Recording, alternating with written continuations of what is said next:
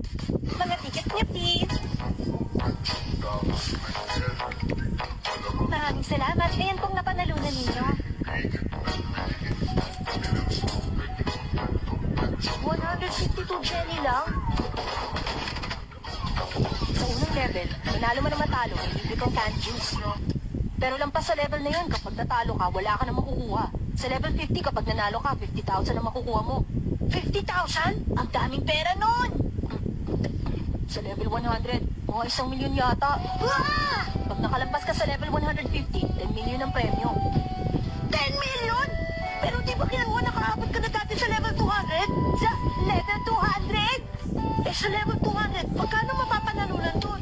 Hindi ko alam eh. Hindi ko na nalaman kasi nung nakaabot na ako sa level 200, umayaw na ako. Pero nung nanalo ako sa level 190, mga 200 million na yung pera ko nun. 200 million? Saan na yung perang yan ngayon?